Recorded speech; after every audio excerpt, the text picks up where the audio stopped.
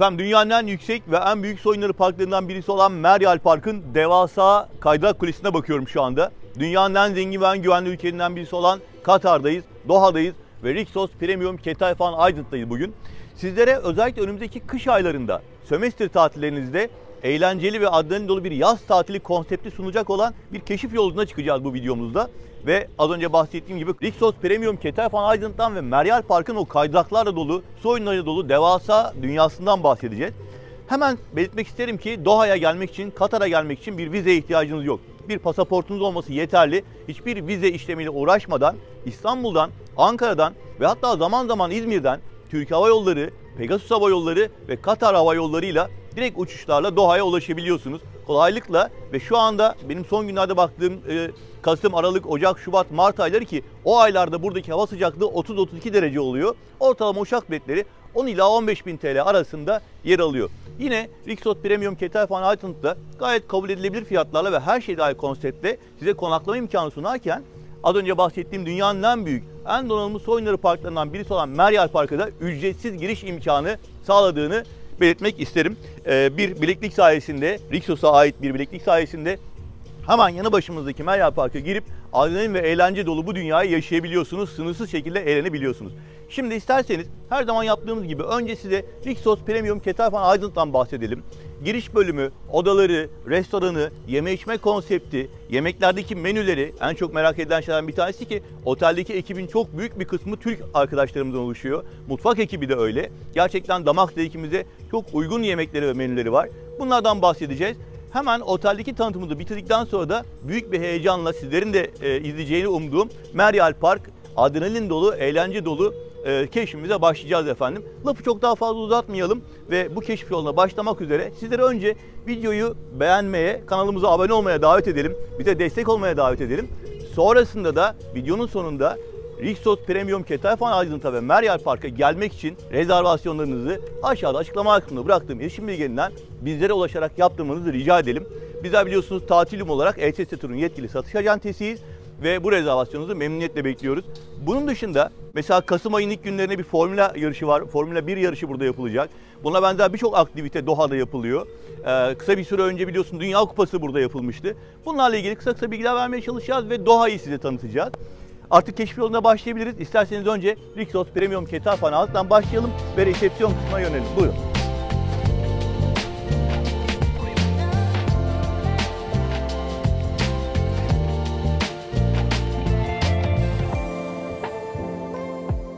Efendim şimdi lobi ve resepsiyon alanından başlamak üzere Rixos Premium Cathay Fan Island'ı sizlere daha yakından göstermeye gayret edeceğim. Tabii ki otele giriş yaptığınız zaman sizleri karşılayacak olan ambiyansı ve aynı zamanda bu çok şık arkadaşlarımızla sizi tanıştırmak istiyoruz. Merhaba sana. Teşekkür ederim. Hoş bulduk. Teşekkürler. Burada gayet güzel bir şekilde karşılanıyorsunuz. İkramlarınız yapılıyor ve hemen odanızı almak üzere resepsiyona yönlenebilirsiniz. Burası çocuk dostu bir tesis. Zaten Rixos Premium Cathay Fan Island'a gelmeniz için en büyük sebeplerden bir tanesi tabii ki Water Park. Orayı ayrıyeten göstereceğimizi ve çok detaylı bir şekilde yakından anlatacağımızı, aktivitelerden bahsedeceğimizi söylemiştim. Ama şimdi lobi resepsiyon alanındayız. Otele ilk geldiniz, şöyle güzelce karşılandınız, biraz dinlendiniz. Daha sonra resepsiyon alanına doğru ilerleyerek giriş işlemlerinizi başlatabilirsiniz. Yine bahsetmek isterim ki burada arkadaşlarımızın hizmet verdiği, bellboy arkadaşlarımızın sizleri beklediği bölümler var. Yine misafir ilişkileri bölümü var. Yine bir shuttle bus tablosu gördük. Burada tabii çok meşhur Vendom alışveriş merkezine buradan ücretsiz olarak gün içerisinde birkaç defa gidiş dönüş yapabiliyorsunuz. Ben şimdi size lobi ve resepsiyon alanındaki hizmet bölümlerini göstermek istiyorum. Tabii ilk girişte karşılaşacağımız bölüm gayet böyle hareketli, kanlı canlı, heyecanlı bir şekilde başladık. Ve ortam böyle. Lobi resepsiyon kısmının teras alanı hemen gördüğümüz döner kapının dışında. Yine orası da Water Park manzaralı. Bunun dışında çok güzel bir patisserie bölümü var. Oradan bahsedeceğim size. Ve otelin ana restoranı Turkuaz'da yine kahvaltı, öğle ve akşam yemeklerinin sunulduğu restoran. Bu bölümün hemen sonunda yer alıyor. Oradan da bahsedeceğim size. Hem otelin konseptinden bahsedeceğiz, hem otelle sizi tanıştıracağız. Ve bu alandan sonra da odalarla Rixos Premium Cathay Fan Island keşfimiz devam edecek. Daha sonrasında otelle ilgili bölümleri bitirdikten sonra hızlı bir şekilde Water Park'a geçmek istiyorum. Buraya gelmek için en büyük sebep, en büyük etken olan Water Park'ı size yakından göstermek istiyorum. Bunun için ben de çok heyecanlıyım. Ama isterseniz önce oteli kısaca bir tanıyalım. Buraya geldiğiniz zaman kalacağımız odaları bir görelim. Restoranla ilgili bilgi verelim. Ve yeme içme hizmetleriyle ilgili bilgileri aktaralım. Ondan sonra hemen Water Park'a geçelim. Buyurun lütfen. Efendim, lobi ve resepsiyondan giriş yaptıktan sonra eğer bir şeyler alıştırmak isterseniz giriş saatinize göre sabah 8'de açılmak üzere akşam geç saatlere kadar bu gördüğümüz alanda çok güzel pastalar, kurabiyeler ve tatlılar ikram ediliyor. Şimdi otelde oda kahvaltı ve her şey dahil konsept olmak üzere bizler size 2 ayrı seçenek sunuyoruz rezervasyon yaptırırken. Eğer her şey dahil konsepti satın aldıysanız, rezervasyonunuzu bu şekilde yaptırdıysanız kahvaltı, öğle, akşam yemekleri açık falan sunulacak. Burada gördüğünüz patisserie konsepti dahil olacak.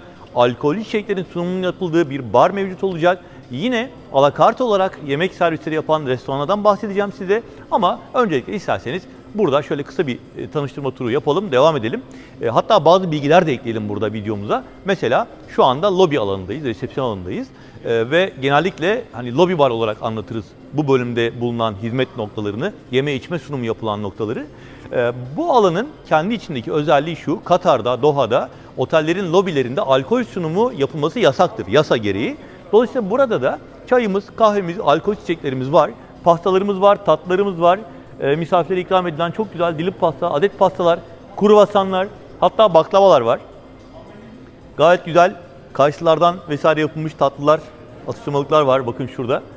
Şimdi bu alanda alkol içecek siparişi veremiyoruz ama hemen hatırlatmak isterim ki Rixos Premium Ketel Fan Island'da alkol içecek servisi yapılan 3 ya da 4 tane bar var. Ben de buraya ilk defa geliyorum. Sayısını yanlış hatırlıyor olabilirim ama bunları size göstereceğim.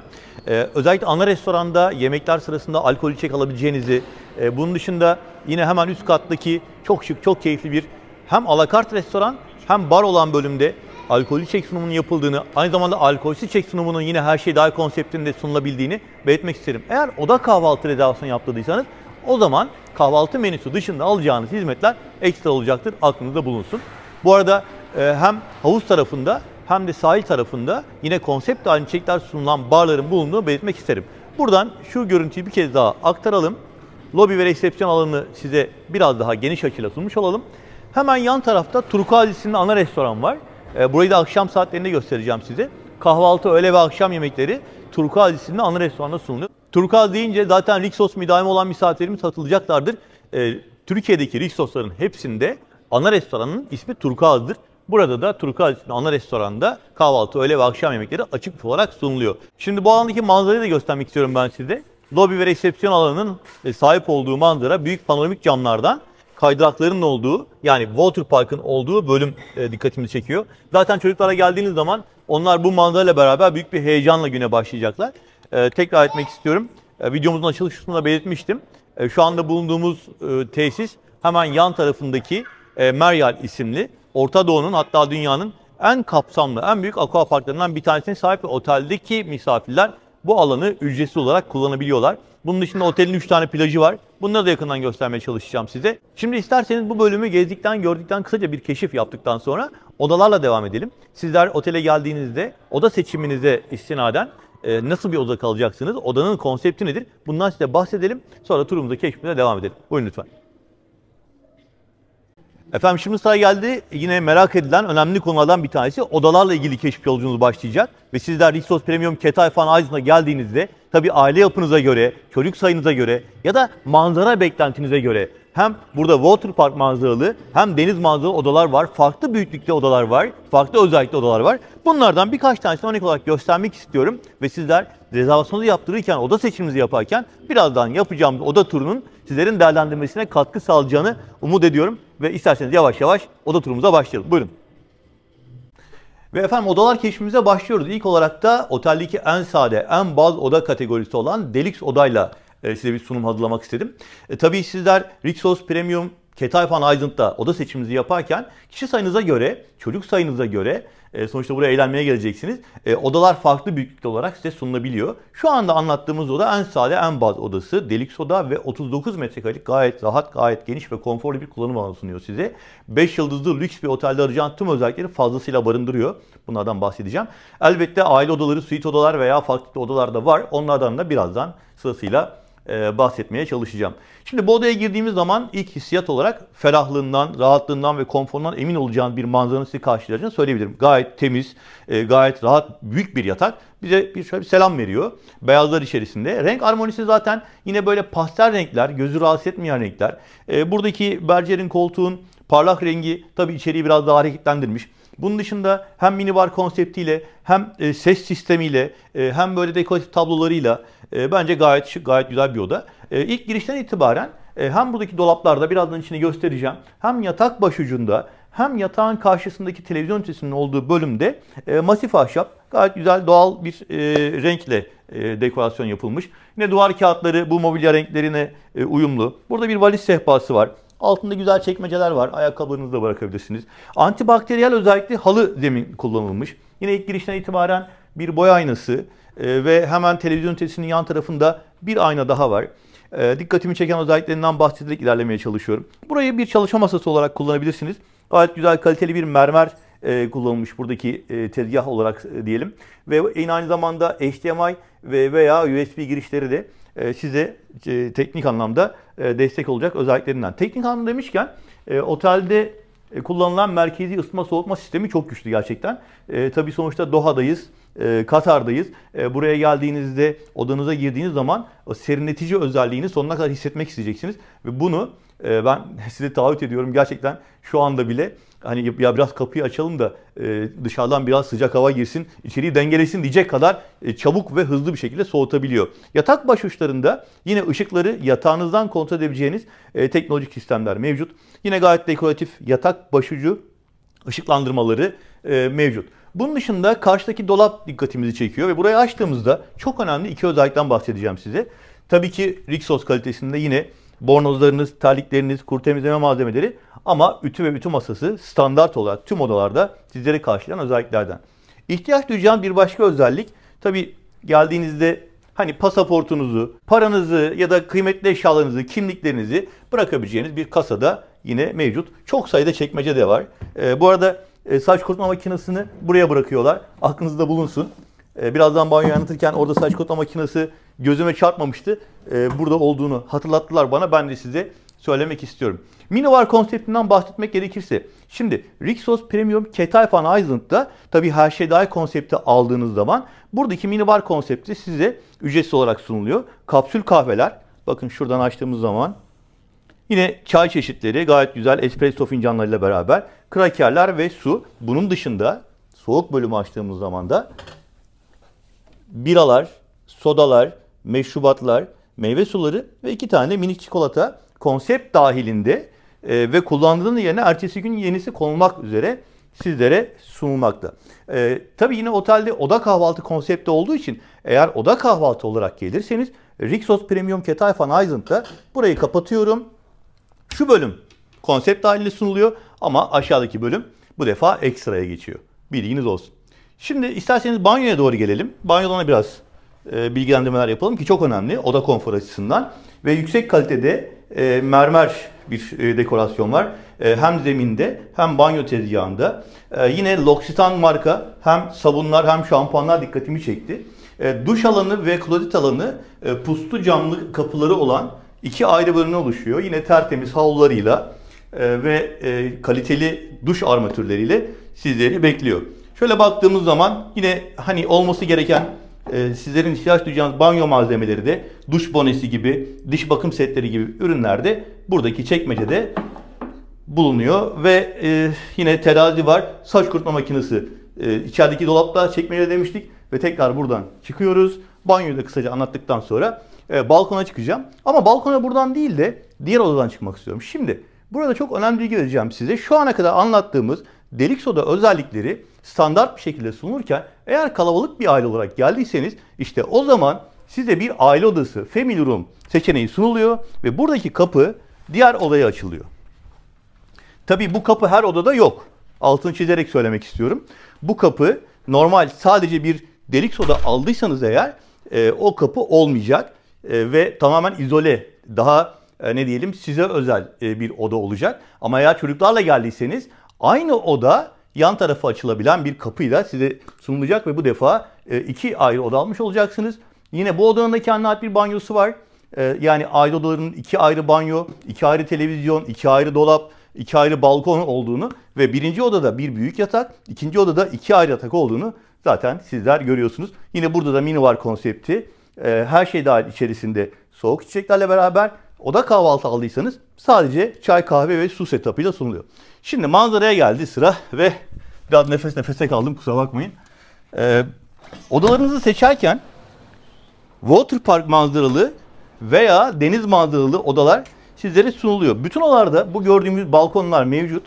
Tabi bazı odalarda daha geniş teras özellikli bölümler de var. Ama deluxe odalarda ve aile odalarında balkonlarda çıktığımız zaman eğer water park manzaralı aldıysanız böyle bir manzara sizi karşılayacak. Deniz manzarası hemen hemen binanın her yerinden görünüyor zaten. Ama siz tercihinizi aqua park manzaralı, water park manzaralı olarak yaptıysanız manzaranız bu şekilde olacak diyelim.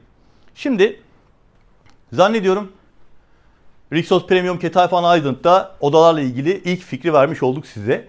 Ve bir deluxe odayı aynı zamanda bir family odayı anlatmış olduk. Burada bu odadan ayrılırken şu özeti bir daha yapmak istiyorum. Buradaki kapı deluxe odalarda standart değil. Bu kapı sadece family özellikli olan odalarda var. Lütfen bu konuda kafanız karışmasın. Yani siz bir çocukla geldiğinizde aile odasına ihtiyacınız yoksa o zaman size verilen odada da ara kapı olmayacak. Ona göre hani bazen şey oluyor ya bu kapı her odada var mı? Ben bu kapıyı istemiyorum şeklinde haklı olarak misafirler yorum yapabiliyorlar. Ben de size şimdiden bu bilgiyi vermek istiyorum. Bu kapılar sadece family özellikli odalarda var. Başka söyleyeceğim bir şey var mı? Yok. Bu odanın da yine banyosunu diğer odanın banyosuyla aynı özellikle olduğunu söyleyelim. Ve bir başka odayı da size göstermek üzere turumuza devam edelim. Bu arada Rixos Premium Ketalfan'da rezervasyon yapmaya karar verdiyseniz bizler bu taleplerinizi memnuniyetle bekliyor olacağız. Diğer odaya geçerken de sizlerden rica edelim. Beğeni ve abone tuşlarına basarak videoyu izlemeye devam ederseniz bizi çok mutlu edersiniz. Buyurun lütfen. Efendim Rixos Premium Ketalfan Island'da bir başka oda kategorisindeyiz ve bu defa çok özel bir odadan bahsedeceğim size. Özellikle keyfine, zevkine düşkün olan misafirlerimizin Executive Suite kategorideki bu odayı çok beğeneceğini düşünüyorum. Şimdi yatak odası bölümünü kısaca gördük. Burada gayet güzel bir salon bölümü var, dinlenme alanı var ama Executive Suite'lerin en büyük özelliği otelin mimari yapısı içerisinde en avantajlı olanları hemen uç kısmında çok güzel bir teras alanına ve muhteşem deniz manzarasına aynı zamanda burada bizim tatilimizin belki de en bütünleyici özelliği olan water park manzarasına hakim olması. Tabii burada biraz daha deluxe odaya göre hem metrekare anlamında gördüğünüz üzere geniş bir kullanım alanı, aynı zamanda dekorasyonda kullanılan malzemelerde de bazı farklılıklar var. Mesela burada yüksek kalitede ahşap parke kullanılmış. Hem oturma bölümünde hem yatak odasında kilimlerle dekorasyon biraz zenginleştirilmiş. Yine aynen deluxe odada olduğu gibi birebir çok rahat, çok konforlu bir yatak donanımı var. Burada bu yatak başucundaki ışıklandırmalar biraz daha modern, biraz daha özel seçilmiş.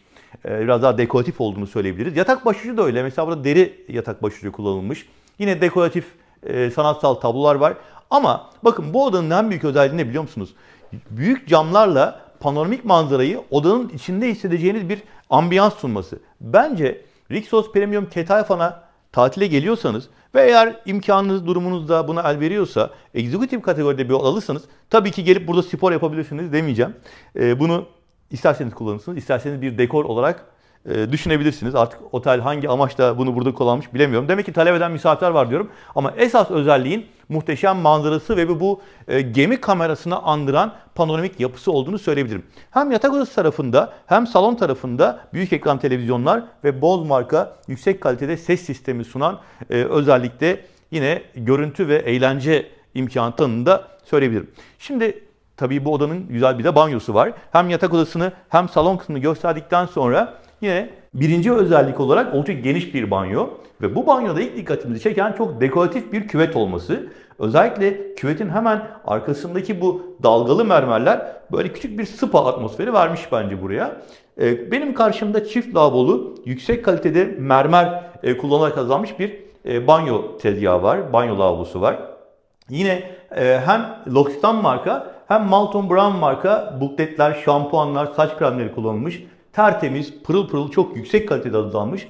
Duş alanı ve klozet alanı yine puslu camlı bölmelerle ayrılmış durumda. Havlular zaten tertemiz. Şöyle bakarken ya acaba bornozlarımız nerede diyeceksiniz. Bence bornozlarımız için tabii ki hemen şuradaki dolapları da açarak göstermeye çalışalım neler var neler yok. Bakın yine Rixos amblemlerimizi göreceksiniz. Ütü masası, delik sodası standart demiştik. Burada da öyle. Bornozlar, terlikler. Hemen dolabın yan tarafına geçtiğimizde muhtemelen burada yine kuru temizleme malzemeleri ve değerli eşyalarını bırakabileceğiniz kasa bölümü var. Şimdi ben hani böyle küçük teknik detaylardan bahsediyorum. Aynen buradaki ısıtma, soğutma sistemlerinin çok yüksek kalitede, yüksek teknolojiye hakim bir şekilde içeride istediğiniz sıcaklık derecesinin rahatlıkla ayarlayabileceğiniz özelliğe sahip olduğunu söyleyebilirim. Elbette bir minibar konsepti var. Şimdi otelde oda kahvaltı ve her şey dahil konseptinin misafirimize sunulduğunu söylemiştim Delik Soda'da. Burada da öyle. Eğer oda kahvaltı konaklıyorsanız buradaki çay, kahve, kapsül kahveler, meyve çayları zaten ikram olarak sunuluyor. Her şey dahil de zaten konsepte dahil. Ama soğuk içecek içmek isterseniz o zaman her şey dahil kalan misafirlerimize bu konsept ücretsiz olarak sunuluyor ve günlük olarak kullandığınız yerine yenisi konuluyor. Ancak oda kahvaltı kullanıyorsanız, konaklamanız oda kahvaltıysa bu defa buradaki soğuk içecekler bölümü sadece buradaki ürünler ekstra olarak size sunulacaktır. Üst taraftaki ürünler yine ücretsiz olacaktır. Yine Executive Suite odanın bir özelliği olarak burada eşyalarınızı bırakabileceğiniz geniş bir alan var. Valizinizi, ayakkabılarınızı, büyük elbise askılıklarınızı buraya koyduğunuzda odanın içerisinde fazla eşya kalabalığı olmayacağını da sağlamış oluyor. Tabii ki kalabalık bir aile olarak burada kalırken yemek keyfinizi, atıştırma keyfinizi, çay kahve keyfinizi odanıza yapmak isterseniz oda içerisinde klimalı bölümde yine muhteşem manzaraya hakim bir şekilde burayı kullanabilir. Ya da bu devasa terasa çıkabilirsiniz. Orada yine masa var. Yine hatta şöyle isterseniz nasıl açıyorduk burayı? Şuradan açıyorduk. Hemen kısaca göstereyim size. Bakın çok güzel bir köşe koltuk var. Renk armonisi yine böyle mavi ile beyaz da çok güzel bütünlük içerisinde. Ve Rixos Premium Ketalfan Aydın'da olma sebebiniz bence Meryal Aquapark olacaktır. Muhtemelen bu otele gelmek için en büyük etken, en büyük sebep buradaki water park olsa gerek. Sizler Executive Suite orada kalırken buradaki manzaraya da hakim olacaksınız. Zannediyorum fikir vermiş oldum. Yine sizler beklentinize göre, seçiminize göre ya odanın bizim için çok bir önemi yok. Biz Delik Soda'da kalsak bizim için yeterli diyebilirsiniz. Ama eğer hani dedim ya keyfinize düşkünseniz, zevkinize düşkünseniz, durumunuz el veriyorsa ve biraz da böyle hani beklentiniz ölçüsünde daha geniş, daha konforlu bir oda kalmak istiyorsanız işte o zaman bu harcalıklı oda Executive Suite kategoride oda sizleri bekliyor olacak diyelim. Ve Rixos Premium Ketalfan Aydın'daki bu odayı da anlattıktan sonra turumuza, keşfimize devam edelim. Çok önemli, özellikle rica ediyorum. Bu arada rezervasyon yapmaya karar verirseniz aşağıda açıklamalar kısmında iletişim bilgilerimiz var. ETS turunun yetkili acentesi olarak tatil ekibimizi arayarak rezervasyon yaptırırsanız bizim bu anlatımlarımızı, bu emeğimizi takdir etmiş olacaksınız. Lütfen bunu unutmayın. Tabii ki videoyu izlerken beğeni ve abone tuşuna basarsanız da bizi ayrıyeten mutlu etmiş olursunuz. Böyle güzel bir water park manzarası eşliğinde bu odadan da ayrılıyoruz.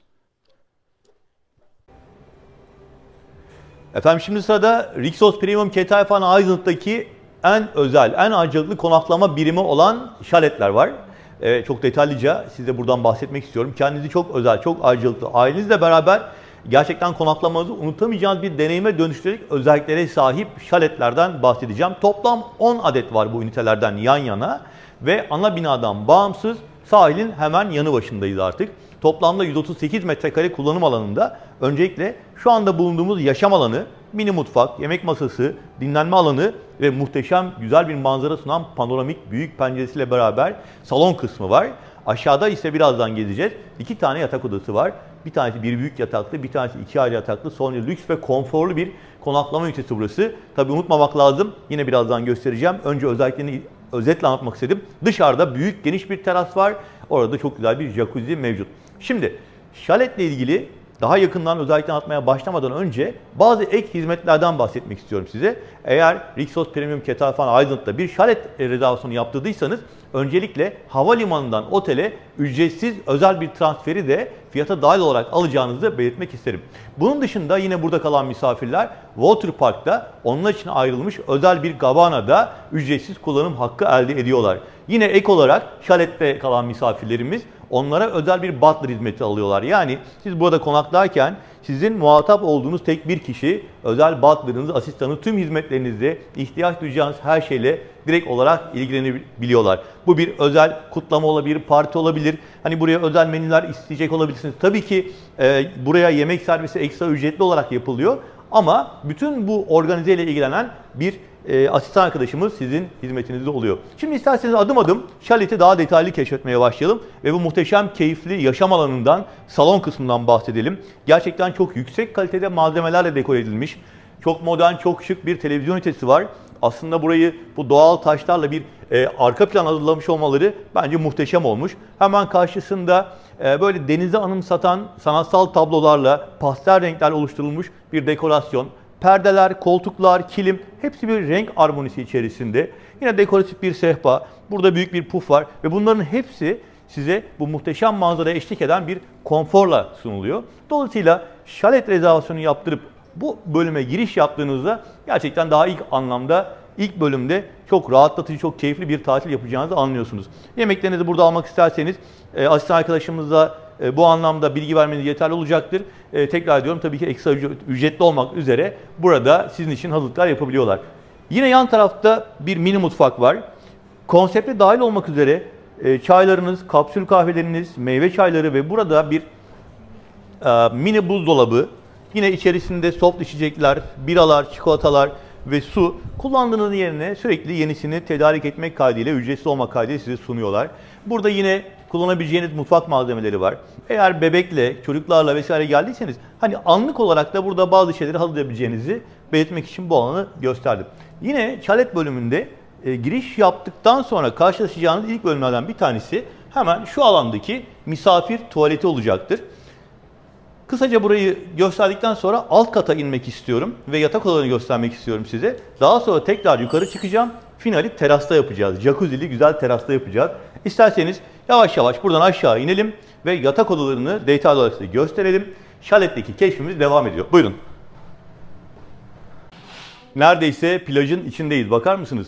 Şimdi az önce üst kattaydık. Çok güzel panoramik büyük bir pencereden sahili gözlemleme ve o manzara eşliğinde televizyon izleyip, sohbet edip, çay kahve içme şansımız vardı. Şimdi master yatak odası dediğimiz, yani anne baba kullanımına, ebeveyn kullanımına uygun bir büyük yatağıyla birinci yatak odasındayız. Ve burası da balkonuyla beraber sahile sadece birkaç adım mesafede.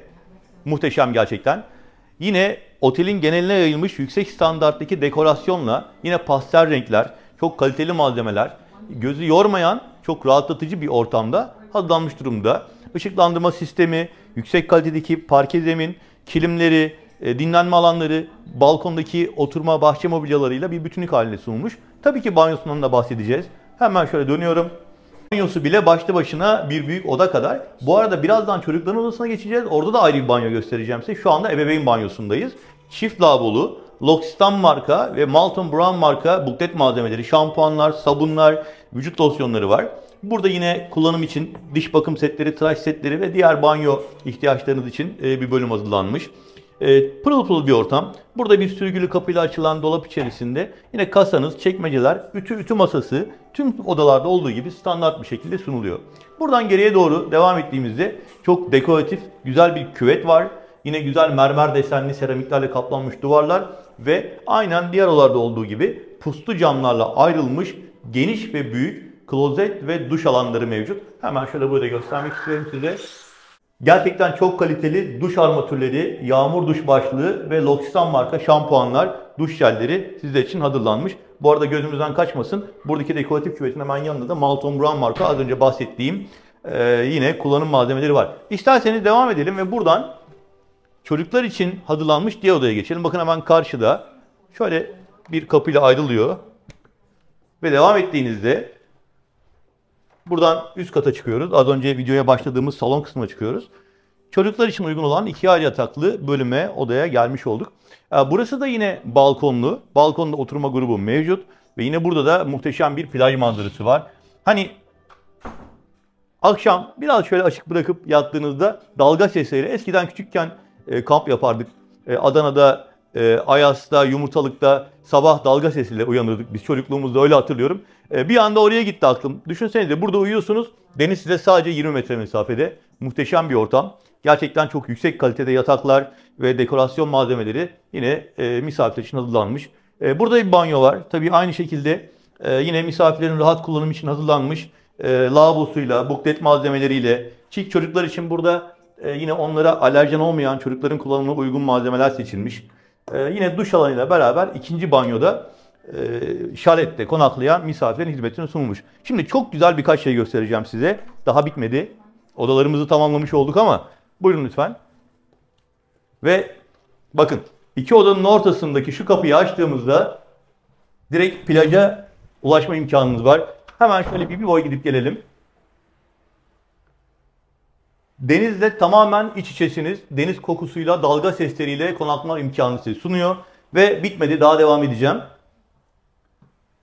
Burayı kapattıktan sonra tekrar üst kata çıkacağız ve terastaki o muhteşem jacuzzi ile ortamı size göstermek istiyorum. Buyurun. Şimdi tekrar videoya başladığımız bölüme çıktık ve şalet bölümünde hemen yaşam alanının, mutfak ve oturma kısmının yanındaki kapıyı açtığımızda bakın ne kadar güzel, büyük bir teras sizi bekliyor. Burada öncelikle masaj özelliği olan, hidro masaj özelliği olan bir jacuzzi var. Ve bu jacuzzi'deyken karşıya doğru baktığınızda yine hem yatak odalarında hem salonda olduğu gibi burada muhteşem bir deniz manzarası size eşlik ediyor. Özellikle akşam saatlerinde buradaki keyfinizi hayal etmenizi anlatmaya çalışıyorum. Ambiyansı size hissettirmeye çalışıyorum. Biraz yine nefes nefese kaldım. Kusura bakmayın lütfen.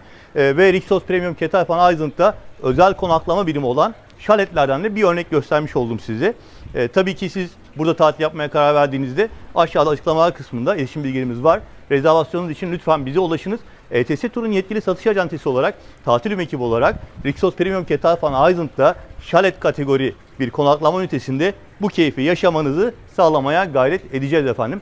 Şu anda odalarla ilgili sunumumuzu tamamlamış olduk ama tabii daha bizi bekleyen adrenalin ve eğlence dolu birçok farklı bölüm var. Öncelikle oteldeki diğer hizmet noktalarını, spa merkezini, ana restoran sunumunu ve bunun dışında fitness salonu vesaire bunları göstermek istiyorum. Daha sonra da Water Park'a geçeceğiz, Meryal'e geçeceğiz ve videomuzun adrenalin ve eğlence dolu, heyecan dolu bölümü başlayacak diyelim. Diğer bölümlerde görüşmek üzere. Efendim şimdi de otelin ana havuzunun olduğu yere geldik. Gerçekten çok keyifli ve davetkar bir havuz. Sonsuzluk havuzu özelliği var. Şimdi Rixos Premium Ketal Van Island'da toplam 3 tane havuz var. Bir tanesi çocuk havuzu olmak üzere. En keyiflisi bence burası. Çünkü hem Rig Park'ın, Meryal Park'ın Rig isimli devasa kaydırak kulesini görebiliyorsunuz. Güzel bir deniz manzarası var. Gayet güzel beyaz şezlongları, şemsiyeleri, havluları titizlikle hazırlanmış ve çok da davetkar bir havuz. Bence buraya geldiğinizde tatilinizin dinlenme bölümlerini bu havuzda rahatlıkla geçirebilirsiniz. Elbette yine konsept halinde alkollü ve alkol içecekler alabiliyorsunuz. Bazı alkol içecekler alabiliyorsunuz. Bunun içerisinde işte biralar var, kokteyller var. Şöyle baktığınız zaman Smirnoff gibi, Teachers gibi markalar var. Heineken bira var veya farklı bira markaları var.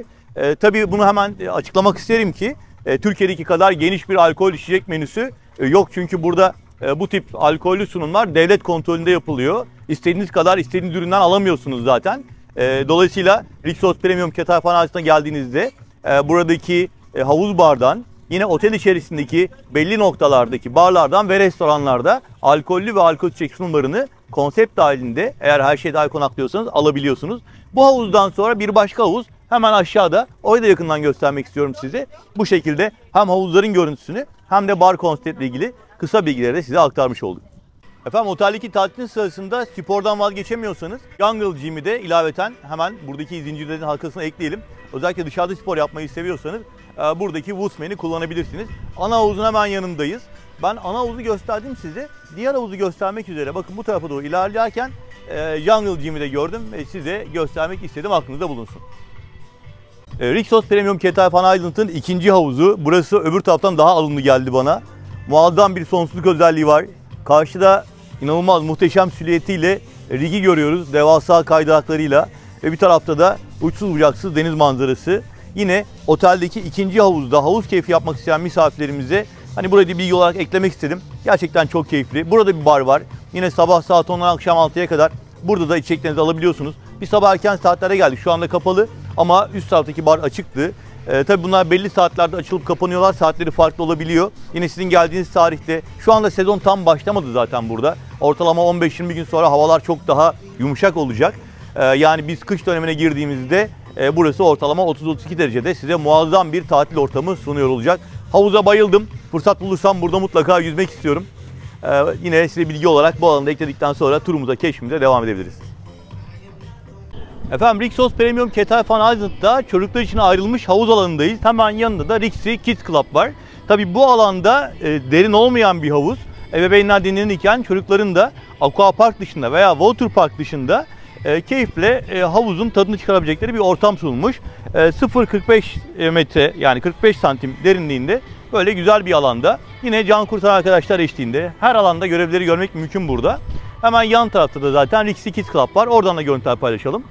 Rixos Premium Ketal Island'da bir diğer özelliklerden tabii ki Rixi Çocuk Kulübü'nden bahsetmezsek olmazdı.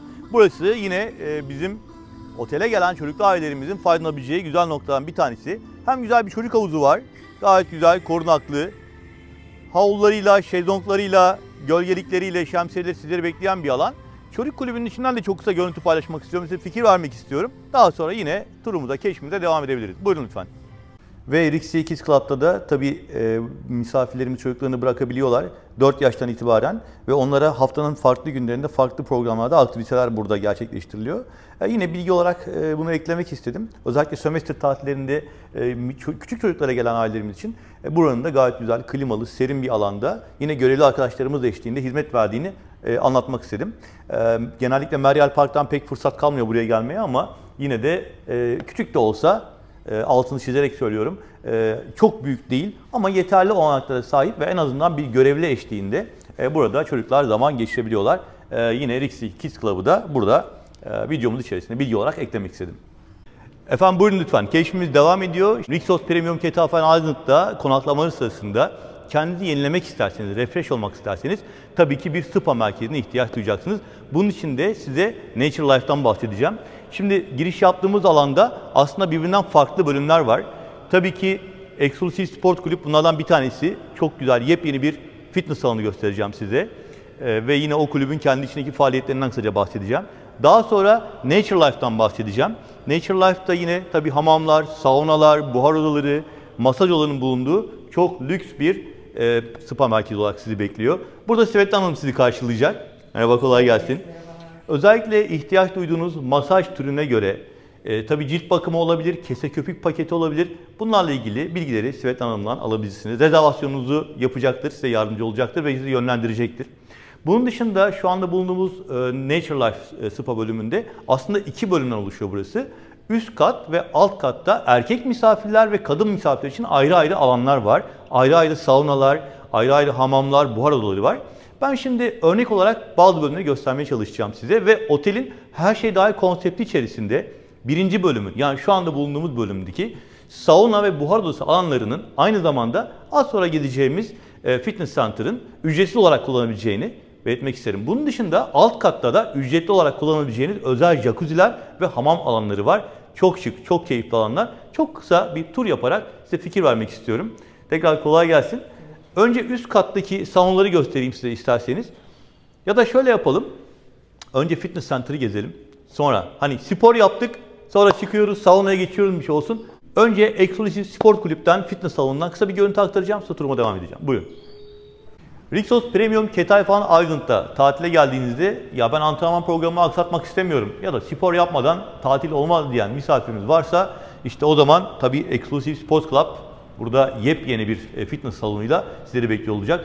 Elbette ekip arkadaşlarımızın size sunacağı haftalık programlar var ama önce ben size buradan biraz bahsetmek istiyorum. Teknogym marka ve tamamen yeni olarak planlandığı için ihtiyaç duyacağınız her şeyde koymuşlar. Hem kas yapmak isteyen misafirimize ağırlık pres olan bölümler, dumbbell'larıyla, diğer istasyon aletleriyle ya da yağ yapmak isteyenlere, kardiyo yapmak isteyenlere burada koşu bantlarından bisikletlere kadar, merdivenlere kadar her şey var. Çok ferah, güzel bir alan. Ben çok beğendim. Tabii aletlerin yeni olması ve teknolojik olması da artı bir avantaj.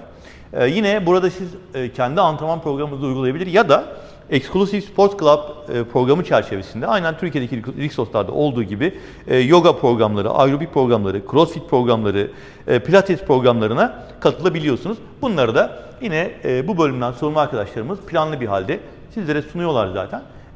Tatilinizi burada geçirirken sizin ilgilendiğiniz bölümü ayırabilir ve buradan faydalanabilirsiniz. Ben çok beğendim gerçekten. 3 gün burada kalacağız. Kısmet olursa yarın sabah ilk antrenmanımı yapmayı planlıyorum. Exclusive Sports Club ayrıcalığıyla burada antrenmanlarımızı aksatmadan bir seyahati tamamlamış olacağız. Ben de size burada zannediyorum yeterince bilgi vermiş oldum. En azından bu donanımlı, yepyeni, pırıl pırıl spor kulübünden bahsetmiş oldum diyelim ve turumuza, keşfimize devam edelim. Efendim şu anda Nature Life Spa'nın alt katındayız ve bu alanda erkek misafirlerimiz ile kadın misafirlerimize ayrı ayrı ama birebir aynı özelliklerde özel jacuzziler ve hamam alanları, dinlenme alanları sunuluyor. Kısaca göstermek istiyorum size. Bu alanları kullanmak için bir bakım paketi almanız gerektiğini hatırlatayım. Üst katta herhangi bir paket almaksızın sauna, buhar odası kullanabiliyordunuz. Ama bu alanları kullanmak için bir masaj paketi almış olmanız gerekiyor. Özel jacuzziler, dinlenme alanları ve hemen burada da, burası çok güzel. Bakar mısınız? Çok güzel bir hamam sefası yapmak için yine Nature Life Spa'nın sizi bekleyen özelliğini, güzel görüntüsünü göstermek istedim. Misafirlerimizin tatilleri sırasında burada çok hoş ya, bayıldım. Gerçekten kendinizi yenileceğini hissedeceğiniz bir ortamı sizi beklediğini göstermek istedim.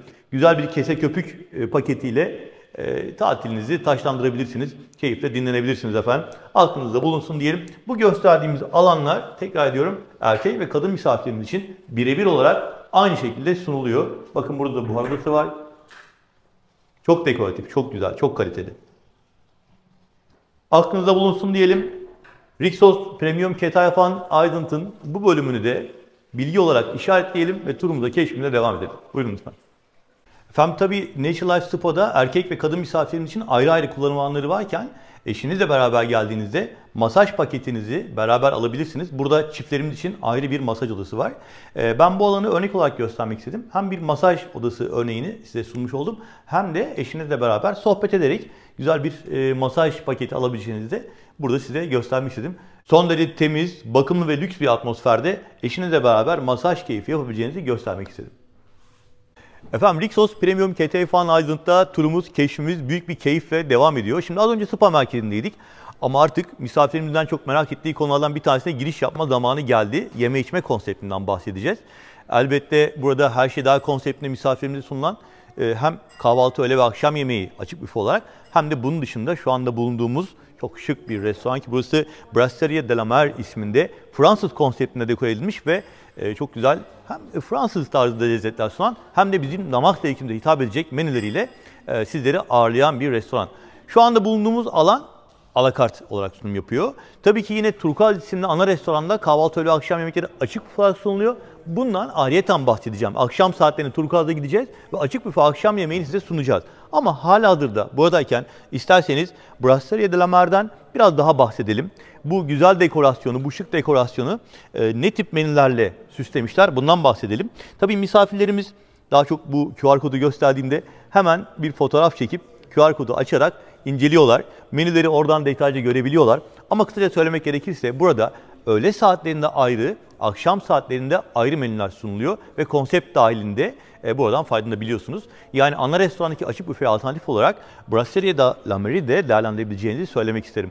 Bununla beraber yine içecek konusu en çok merak edilen, özellikle şu anda Doha'dayız ve Katar'da alkol sunumu ile ilgili tabii yasalar gereğince bazı istisnalar, sizlerin bilmesi gereken bazı durum var. Bunlardan bahsedeceğim. Otellerin özellikle bazı bölümlerinde bu sunumlar yapılabiliyor. Şu anda bulunduğumuz Rixos Premium Ketaifan Aydın'da da yine Brasserie de la Mer bölümündeki barda alkol sunumu konsept dahilinde yapılıyor. Neler konsepti dahilinde merak ediyorsanız yakından göstermek isterim. Dekoratif olarak çok şık bir alan, çok keyifli bir alan. Bazı akşamlar burada canlı müzik programları da yapılıyor. Salonu boydan boya bir daha şöyle bir göstermek istiyorum size. Oturan misafirleri de çok rahatsız etmeden tekrar dönelim ve bardaki içecek konseptine doğru gelelim. Hi. How are you? Thank you.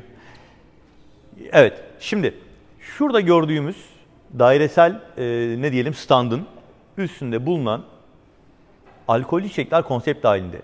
Smirnoff vodka, Teacher's whiskey var, Efe rakı var, Beeffather gin var, Aperol var, Malibu var.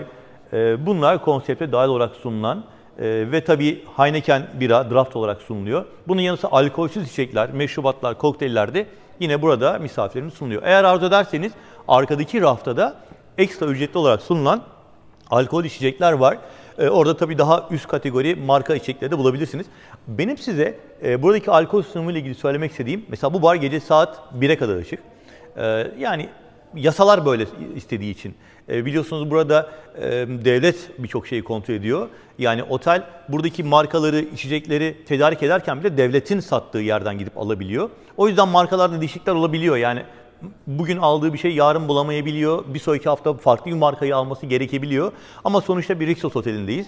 Belli seviyede markaların konsepte dahil olduğunu ve sunulduğunu, ancak kıyas yaparken hani bizim Türkiye'deki otellerle kıyaslamanızın da sistem olarak çok sağlıklı olmayacağını da söylemek isterim. Rixos Premium Cathay Van Island'da genel olarak içecek konseptini şöyle bir yani genelleme yaparak anlatmak istedim. Ama burada kuralların bu sunumları çok etkilediğini de söylemek isterim. Mesela otelin lobi barı var. Lobi barında alkol içecek alamıyorsunuz. Doha'da, Katar'da hiçbir otelin lobi barında alkol içecek sunumu yapılamaz. Bu yasaktır. Ancak otelde buradaki bar dışında 3 ayrı barda yine alkol içecek servisi yapılıyor. Bunlardan bahsedeceğim size. Ben Brasserie Delamer'den bahsederek yeme içme konseptiyle ilgili size kısaca bir böyle giriş yapmak istedim. Hem gün içerisinde çok güzel alakart menünüzü alabileceğiniz hem de alkol içeceklerini alabileceğiniz bir bar konsepti olarak burası sizi bekliyor. Ayrıca yine lobi alanında sizlere bahsetmiştim. Çayınızı, kahvenizi, soğuk ve sıcak içeceklerinizi, meşrubatlarınızı alabileceğiniz ve tatlı atıştırmalıklarında size konsept halinde sunulduğu ayrı bir bar bölümü daha vardı. Bu arada akşam Turkuaz restorana indiğimizde açık büfe sunumu yapılırken orada da aynı alkollü içecekler yine konsept halinde misafirlere sunuluyor olacak. Burası çok önemli. Yani ana restoranda da alkollü içecek sunumlarının konsepte dahil olarak verilebildiğini hatırlatmak isterim. Tekrar turumuza, keşfimize buradan devam ediyoruz. Efendim şu anda Rixos Premium Cathay Van Island'da Turkuaz isimli ana restorana alternatif olan Brasserie Delamer isimli Fransız tarzında dekor edilmiş alakart restorandayız. Buradaki menüler, öğünler misafirlerimize öğlen ayrı, akşam ayrı seçeneklerle konsept halinde sunuluyor. Eğer her şey dahil rezervasyon yaptırdıysanız.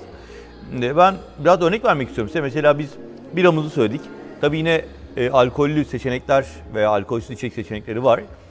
Her ne kadar Türkiye kadar geniş olmasa da tabii Katar'dayız, Doha'dayız. Yine de gayet keyifle söyleyebileceğiniz viski çeşitleri, rakı çeşitleri, vodka çeşitleri, işte Heineken biranız, bunları söyleyebiliyorsunuz. Bunun dışında İbrahim kardeşim Sezar salata söyledi. Ben fish and chips söyledim. Aslında biranın yanında güzel gider diye düşündüm. Böyle bir başlangıç olsun istedim. Sonrasında hemen şöyle menülerden birkaç örnek okuyayım size. Mesela yeşil salata seçebiliyorsunuz Sezar'a alternatif olarak. Bunun dışında çorba çeşitleri var. Bunlar günlük olarak değişiyor. Bunun dışında işte hani başlangıçlar anlamında fish and chips'ler var veya güzel sandviçler var. Ana yemeklerden aslında çok merak edilen konuya değinmek gerekirse dana fileto bu ızgara olarak yapılıyor ve biber soslu, karabiber soslu dana fileto yapılıyor. Bu sosları aslında seçebiliyorsunuz. Yani hani sossuz da olabiliyor. Bunu siparişin sırasında belirtirseniz yardımcı oluyorlar. Beef pelmeni var. Bu bir Rus yemeği aslında. Bizim mantımıza benzer. Hamur içerisinde ne diyelim dana eti, kıyma veya küçük kıyılmış şekilde hazırlanır. Bunun dışında tagliatelle with prawns demiş. Yani deniz mahsullü makarna diyelim biz buna. Ya da karidesli makarna diyelim. İtalyan usulü bir makarna. Tagliatelle with prawns. Bu da bir seçenek ana yemekte. Yine isterseniz tavuk ızgarada bir seçenek olarak ana menüde sunuluyor. Tabii burası tekrar ediyorum Turkuaz isimli açık büfe ana restorana alternatif olarak. Orada döner menüsü, işte ne bileyim Kemal Paşa köftesinden bir sürü ev yemeklerine, kuru fasulyesine, pilavına kadar her şey var zaten orada günlük olarak değişecek şekilde. Yine salata çeşitleri, tatlı çeşitleri. Burası biraz daha böyle hani hem romantik hem alakart menü seven misafirlerimize alternatif olarak sunulan ve öğlenleri de ayrı menüyle, akşamları başka seçeneklerle size konsept halinde sunulan bir bölüm. Çok da güzel tatlıları var. Citrus pavlova var. Güzel bir Rus tatlısı bu.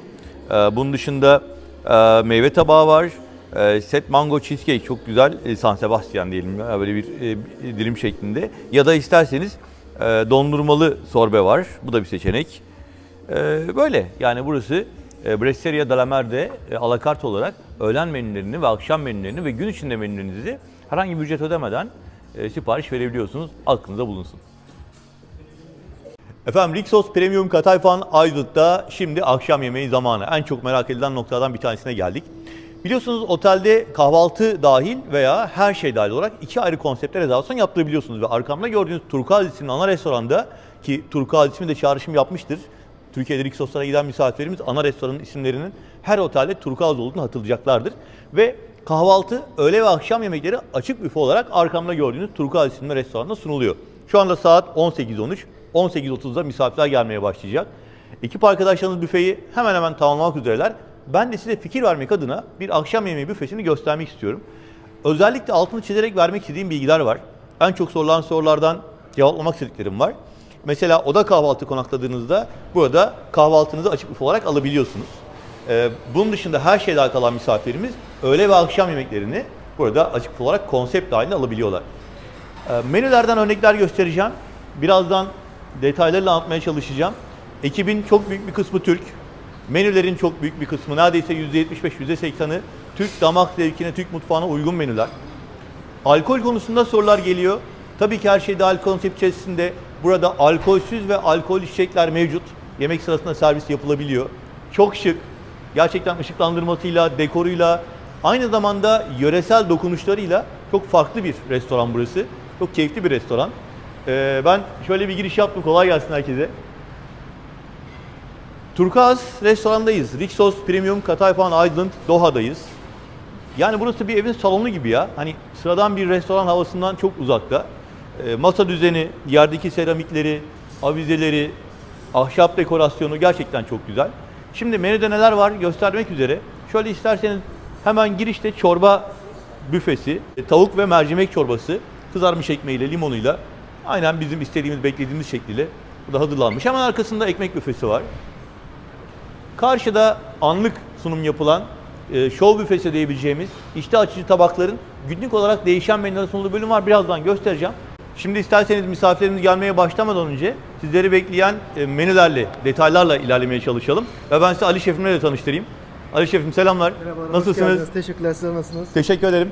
Misafirler gelmeye başlamak üzere. Evet, Ben de onlar gelmeden önce müsaadenizle çok kısaca şöyle bir büfeyle ilgili görüntü aktarmak istiyorum. Tabii ki, lütfen.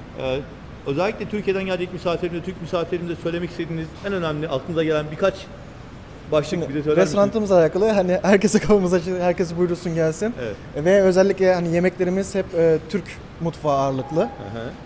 Misafir portföyümüze göre birkaç dokunuşlar yapıyoruz. Yöresel lezzetler olabiliyor ve farklı mutfaklardan da yapıyoruz. Ama özellikle Türk yemekleri. Olmazsa olmaz ne var mesela? Olmazsa olmaz kesinlikle dönerimiz var. Döner müthişti. Evet, dönerimiz var. Ben tatma şansı buldum. Hani döner şefimiz de, döner ve kebap şefimiz de ödüllüdür kendisi. Öyle mi? Evet. Tamam. Tanışıyoruz birazdan. Tabii ki. Ben Mehmet Şef. Buraya siz misafirlerimizi en iyi şekilde ağırlamak için elimizden gelen her şeyi yapıyoruz. Yapmaya devam ediyoruz. Burada ben spesiyal kebap şefi olarak çalışıyorum. Etleri tamamen kontrolümüz altında. Doha'nın en iyi etleri, tavukları ve balıkları seçerekten siz misafirlerimize en lezzetli şekilde sunmaya hazırız ve devam ediyoruz. Sizleri bekliyoruz. Pidemiz var, olmazsa olmazımız ve yöresel yemeklerimiz Yöresel sıcak lezzetlerimiz, evet, tencere lezzetlerimiz var. Evet, o zaman müsaadenizle ben şöyle bir salatalardan, mezelerden başlayayım. Tabii ki. Ve o sıcak şovlu yemeklerin olduğu, menülerin olduğu tarafa doğru ilerleyeyim. İzninizi rica edeceğim. Takıldığım yerde yardım istesem olur mu? Tabii ki. Peki, çok teşekkür ederim. Çok memnun oldum. ederim. Kolay gelsin size. Çok sağ olun. Evet, gördüğünüz üzere buradaki ekibin çok büyük bir kısmı Türk arkadaşlarımızdan, deneyimli ekip arkadaşlarımız oluşuyor, mutfak ekibinden oluşuyor. Şimdi isterseniz bu şık restoranda menüde neler var teker teker izleyerek, şöyle sizlere göstererek gidelim. Burada bakır kaplarda çok güzel mezeler gözümüze çarptı mesela. Humus var, pembe sultan var, tarator var. Bizim bildiğimiz, tanıdığımız mezelerimiz, zeytinyağlarımız. Bakın burada karışık salatalar var.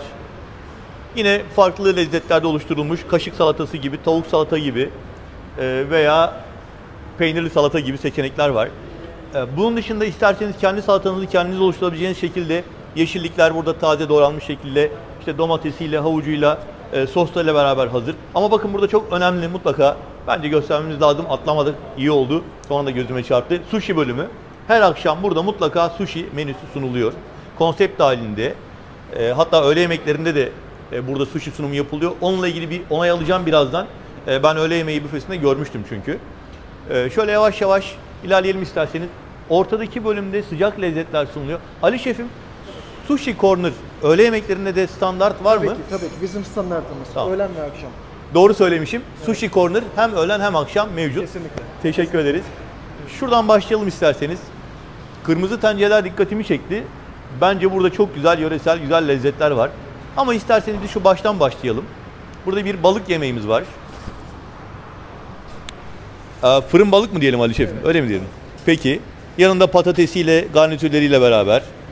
Burada bunu bilmiyorum Ali Şefim. Kuskusumuz var. Efendim? Kuskus. Kuskusumuz var. Yani Morokko mutfağında. Fas mutfağından kuskusumuz var. Güzel. Sebzeli, gayet hoş. Peki, açalım mı? Burada kasap köftemiz var. Oo, kasap köftemiz var. Aynı zamanda orada şeyler de var ya. Köftemiz de var, evet. Evet, stikler de var. Evet. Burada hemen şunu söylemek istiyorum. Şu anda Katar'da sezon yeni yaklaşıyor. Henüz tam yüksek sezona girmedik. Ama ben size şöyle söyleyeyim. Normalde burada yaz sezonunda çok low business oluyormuş. Fakat biz hep 1000 kişiyle falan kapattık yani. Çok güzel. Yani çok güzeldi yani. Yoğun geçti bayağı. Aslında tabii Water Park'ın bunda etkisi çok fazla. Tabii ki. Ben aslında şunu söylemek istedim. Mesela biraz daha sezon ilerlediğinde Evet. dışarıda da barbekü yaptığınızı biliyorum ben. Şimdi ben size şöyle anlatayım. Bizim Ramazan boyunca, Ramazan ayında bütün terasta aksiyonlarımız vardı. Şu anda hava şartlarından dolayı çünkü çok sıcak sıcak olduğu için dışarıya yapamıyoruz. Ama normalde sezon Yani geldiğinde bu ızgaralar vesaire tabii dışarıda ki yapılıyor. sezon geldiğinde kesinlikle dışarıda Dışarıda bütün olacak. aksiyonlarımız oluyor. Sezon geldiğinde diyor Ali Şefim, hemen parantez açıyorum. Bu arada özellikle Kasım ayından sonrası yani Aralık, Ocak, Şubat, Mart ayları havanın en güzel olduğu aylar. Biz şimdi biraz daha böyle sıcak bir dönemde geldik. İçeride klimatize ortamda buradaki menüler sunuluyor. Daha ilerleyen zamanlarda buraya geldiğinizde, özellikle sömestr tatilinde vesaire geldiğinizde dışarıda da güzel barbeküler olacak. Kesinlikle. Devam edelim mi Ali Şefim? Tabii ki lütfen. Burada güzel baharatlarımız var.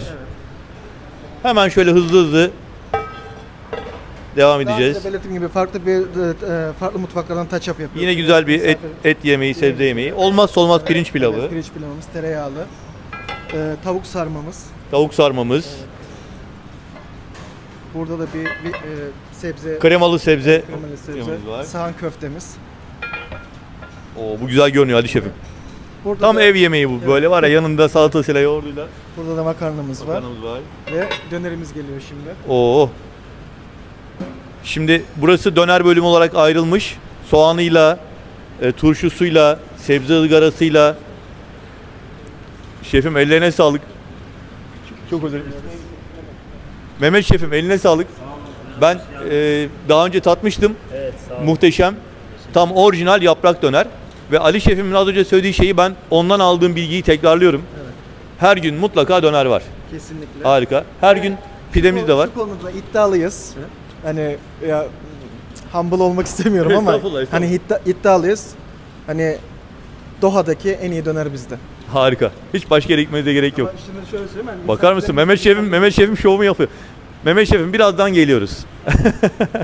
Birazdan geliyoruz. Kolay gelsin. Hemen bu tarafa geldik. Burada yine güzel bir patlıcan, patates, ev yemeği falan. Burada karidesli ve ne diyelim buna Ali Şefim? Karidesli, midyeli güzel bir deniz mahsulleri. Evet Akdeniz mahsulleri. Deniz mahsulleri Deniz mahsulleri. sote diyelim. Tabii ki. Anlaştık. Çocuk büfesi var. Tamam. Atladığımız pideleri geçiyoruz. Ya Ali Şef'imin en çok anlattığı şeyi geçiyorduk ya. Ustam kolay gelsin. Merhabalar. Pide çeşitlerimiz, lahmacunumuz olmazsa olmaz. Güzel. Yine öğlen ve akşam büfesinde olmak üzere. Çok güzel görünüyor. Lahmacunlar, pide çeşitleri. Sabahları da tabii yine burada fırın ürünleri. Tamam. Çocuk büfesi. Renkli tabaklarla beraber öğle ve akşamları buraya çocuk büfesi. Sabahları tabii kahvaltı büfesi daha çok oluyor burada ama. Evet, kahvaltı olarak da kullanıyoruz. Tamam. Fakat şimdi çocuk büfesinde de olabildiğince tatları plain tutmaya çalışıyoruz. Hani sade tutmaya çalışıyoruz. Baharatsız. Evet. Burada çorbaları var. Evet. Güzel bir çocuk büfesi de hazırlanmış. Ne kaldı? Tatlılar kaldı değil mi? Evet. Bu arada hemen tatlılara doğru giderken unutmamak için şimdiden söylemek istiyorum. Burada mutlaka her gün akşam büfesinde dondurma var. Evet, kesinlikle. Orayı da göstereceğiz. Evet, dondurmamız var. Baklavalarımız olmazsa olmaz. Yine Türk ustamızın elinden çıkıyor baklavalar. Türk ustamızın elinden çıkan evet, Türk ustamız. baklava menüsü. Burada şerbetli tatlılarımız var. Evet, tatlarımız var. Şekerparemiz var. Burada kuru meyvelerimiz var. Tartlar ve pastalar burada.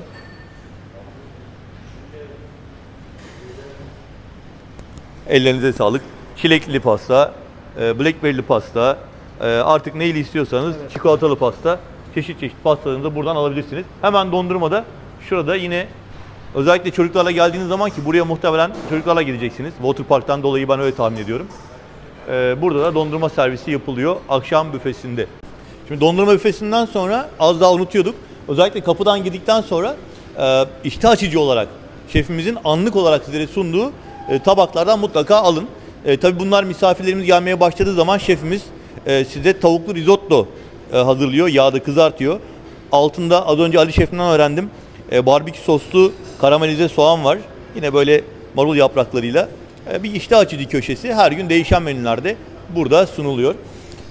Evet, onlar biraz böyle tabii misafirler gelmeye başlamak üzere olduğu için hararetli bir şekilde çalışmaya devam ediyorlar. Ben de isterseniz size restoranın diğer bölümünü şöyle masanın olduğu tarafa geçelim isterseniz. Dekorasyonla ilgili biraz fikir vermeye çalışayım size. Öncelikle içecekleriniz masaya servis yapılıyor.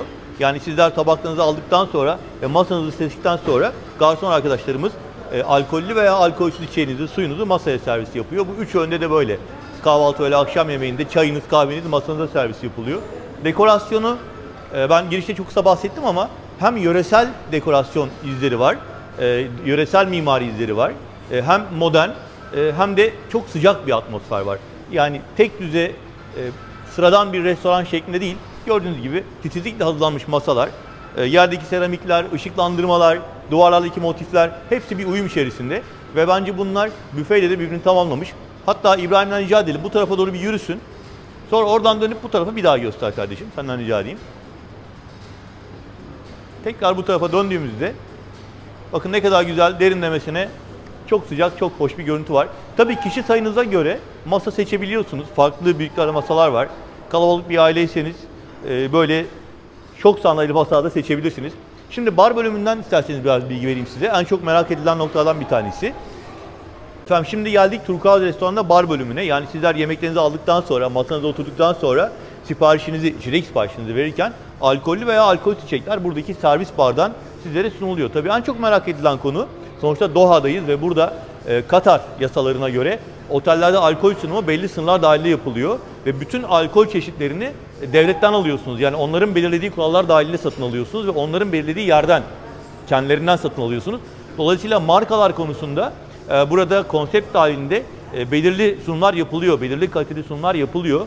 İşte hani söylememde sakınca yok tabii ama rakısı, şarabı, birası, vodkası bildiğimiz iyi markalardan sizlere servis edilebiliyor. Buraya gelen aileler genellikle Waterpark eğlence amaçlı ve kış aylarında Doha'nın o yaz atmosferini yaşamak için geliyorlar. Çok fazla alkolle ilgili öne çıkartılan bir durum yok burada. Bunu altını çizerek söylemek isterim. Yani tabii ki Türkiye'de o çok geniş, büyük barları, çok çeşitli büyük rafları burada hem yasa gereği hem de buranın kültürüne biraz daha saygı amaçlı gelen misafirin de ihtiyaç duyacağı ölçüde bulundurma amaçlı şekilde böyle bir konsepte sunuyorlar. Bilmiyorum anlatabildim mi? Artık burada değerlendirmeyi siz yapacaksınız. Elbette Türkiye'deki sunumlarla kıyaslamak çok doğru olmaz. Buradaki sunumların oldukça yeterli olduğunda altını çizerek söylemem gerekir. Söyleyeceklerim bu kadar. Artık bundan sonraki bölümde yarın sabah saatleri itibariyle biz Waterpark'a geçeceğiz ve esas bu videomuzun ana amacı, ana teması olan Meryal Park'ta sizlere kaydıraklardan ve o çılgın eğlenceden görüntüler sunmaya çalışacağız. Hatta belki ben de ilk defa şortumla, mayomla ve 360 derece kameramla kaydıraklara kendimi bırakmayı düşünüyorum. Bakalım yapabilecek miyim? Şimdilik sizlere hoşça kalın diyeceğiz. Bu akşam burayı kapatacağız. Videomuzun devamında yarın sabah Meryal Park'ta buluşmak üzere diyeceğim. Lütfen bundan sonraki bölümü de izlemeye devam ederken beğeni ve abone tuşuna basmayı unutmayın. Ve daha da önemlisi Rixos Premium Katayafan Aydın'da rezervasyon yaptırmak için lütfen ETS Tur yetkili ajansı olarak tatil mektubunuzu tercih edin. Bütün çalışmalarımızı bu amaçla gerçekleştirdiğimizi bilmenizi istiyorum ve bunu önemli sizden rica ediyorum. Bu anlamdaki takdiriniz, değerlendirmeniz bizim için çok çok kıymetli efendim. Görüşmek üzere. Efendim dünyanın en büyük ve en donanımlı soyunları parklarından birisi olan Meryal Park'tan bir kez daha selamlar. Katar'dayız, Doha'dayız ve Rixos Premium Ketayafane Aydın ve Meryal Park videomuzun ikinci bölümüne başlıyoruz. Hatırlayacak olan misafirlerimiz için birinci bölümde Rixos Premium Ketayafane Aydın'dan bahsetmiştik, oteli keşfetmiştik. Şimdi sırada burada olmanız için esas sebebi oluşturan Meryal Park var.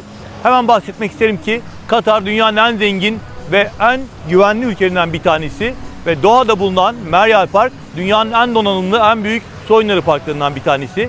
Ve yine hatırlatmak isterim ki sizlerin kış aylarında, sömestr tatillerinde Meryal Park'a gelmeniz için bir vizeye ihtiyacınız yok. Katar, Türk misafirler için vizesiz seyahate izin veriyor ve İstanbul'dan, Ankara'dan, zaman zaman da İzmir'den Türk Hava Yolları, Katar Hava Yolları ve Pegasus Hava Yolları'yla buraya direkt uçuşlarla ulaşabiliyorsunuz. Yine bir ek bilgi, Rixos Premium Ketayfan Island videomuz sırasında bahsettiğim gibi otelde kalan misafirlerimiz Meryal Park'tan ücretsiz olarak faydalanabiliyorlar. Buradaki tüm aktiviteleri, dalga havuzunu, devasa kaydırakları, eğlence alanlarını sınırsız ve ücretsiz şekilde kullanabiliyorlar. Ve yine birazdan adım adım girişten itibaren Meryal Park'taki aktiviteyi size göstermeye çalışacağım. Hatta bu defa cesaret edebilirsem kaydıraklardan da denemeler yaparak sizlere bu anlamda da fikir vermeye çalışacağım. Aslında şöyle de bir niyetim var. Bundan sonraki süreçte Aqua Park'ı büyük olan, nitelikli olan otelleri özellikle ziyaret ederek devasa water parkları, su oyunları parklarını bir seri halinde sizlere YouTube sayfamda ve Instagram sayfamda sunmaya çalışacağım. Sorularınızı, merak ettiklerinizi memnuniyetle bekliyorum. Rixos Premium Ketayfan Island ve Meryal Park konseptiyle alakalı tüm sorularınızı yorumlar kısmından ya da aşağıda açıklamalar kısmına bıraktığımız iletişim bilgisinden bize ulaşarak sorabilirsiniz. Efendim sizler de Katar'a, Doha'ya gelmek, Rixos Premium Ketayfan Island'da konaklamak ve Meryal Park'ta kış döneminde bile eğlenceli ve adrenalin dolu bir yaz tatili yaşamak isterseniz iletişim bilgilerimizi aşağıda açıklama kısmında bulabilirsiniz. Tatil ekibi olarak ETS Tur'un yetkili satış ajansı olarak size uçak dahil paket programlarımızı sunmaktan memnuniyet duyarız diyelim ve Meryal Park keşfimize başlayalım. Buyurun. Efendim eğlence ve adrenalin dolu bir dünyaya Meryal Park'a yolculuğumuz başladı. Şu anda Rixos Premium Ketayfan Island'ın resepsiyon olduğu yerdeyiz. Size mesafenin ne kadar yakın ve kolay ulaşılabilir olduğunu göstermek istedim. Otelde kalan misafirlerimiz otelin verdiği şu bileklikle Meryal Park'a ücretsiz giriş yapabiliyorlar ve oradaki tüm aktiviteleri sınırsız kullanabiliyorlar. Otel misafirleri için şu anda saat 11'de giriş başlıyor. Akşam saat 6'ya kadar bu imkandan faydalanabiliyorsunuz. Ve şuradaki köprüden geçmemiz yeterli olacak. Tabii parkın bir giriş kapısı daha var. Hemen karşı tarafta. Dışarıdan gelen misafirler de buraya ekstra ücret karşılığında girebiliyorlar. Tekrar diyeyim, otel misafirlerinin herhangi bir ücret ödemeden buradaki özel girişten, şuradaki köprüden geçmesi yeterli olacak. Bu arada Meryal Park'ın genel dekorasyonunda eskiden petrol çıkartılan dönemlerde kullanılmış tankerlerin veya hatta bu büyük kaydırakların, yüksek kaydırakların bulunduğu Rig Kulesi'nin de eski bir petrol kulesi olduğu söyleniyor. Bu anlamda genel dekorasyonda eskitilmiş ve petrol çıkarken kullanılan kamyonların, kazanların, tankerlerin de bize eşlik edeceğini galiba zaten görüntüyle beraber anlamış oldunuz. Hemen şuradaki güvenlik arkadaşımızın yanından girişimizi yapabiliriz. Again. Şimdi otelden çıktık. Resepsiyondan sadece 1 dakika mesafede Meryal Park'ın otel misafirlerine özel giriş bölümüne geldik. Burada misafirler için havlular hazır bekliyor. Oda numaranızı veriyorsunuz. 422 and 7. 7, yes. Tekin. Yes. Yes. Thank you. Havlunuzu alabilirsiniz buradan. Hemen şöyle. Thank you. That's okay. Evet. Dönüşte bırakmak üzere havlumuzu alıyoruz ve buyurun. Eğer çantayla geldiyseniz güvenlik kontrolünden geçmeniz gerekiyor. Şimdi Meryal Park'a giriş yaptık. Öncelikle küçük kaydırakların olduğu bölümleri şöyle göstereceğim. Sonra yavaş yavaş adrenalin seviyesini artıracağız. Hemen belirtmek isterim ki otelden buraya yürüyerek yani 1-2 dakikada gelebiliyorsunuz. Hemen otelin kendi alanı içerisinde kadar yakın diyebilirim. Ama sonuçta burası ayrı bir hizmet alanı, ayrı bir işletme. Dışarıdan gelen misafirler de var. Ve buradaki yeme içme noktaları ekstra ücret karşılığı misafire hizmet veriyor. Otel misafiri bile olsanız girişiniz ücretsiz ve tüm aktiviteler misafirlere ücretsiz sunuluyor olsa dahi food courtlarda birazdan göstereceğim ve barlardaki hizmetler ekstra olarak sunulmakta. Yalnız önemli bir bilgi var. Parantez içinde bunu anlatmak istiyorum size. Rixos Premium Ketayfan Island'da kalan misafirimiz bir süre sonra buradaki bir restorandan ücretsiz olarak faydalanabilecekler diye bilgi aldım. Şu anda bu aktif değil ama birkaç hafta içerisinde yani sizler sömestr tatiline geldiğinizde burada ücret dahilinde yeme içme hizmeti veren bir restoran olacağını da bir müjde olarak aktarmış olacağız diye umuyorum. Yavaş yavaş turumuza, keşfimize başlayalım. Minik misafirler için hazırlanmış alanları gösterelim. Çok sayıda derin olmayan ve su oyunlarından oluşan, hatta güneşten korunmuş bölümler var.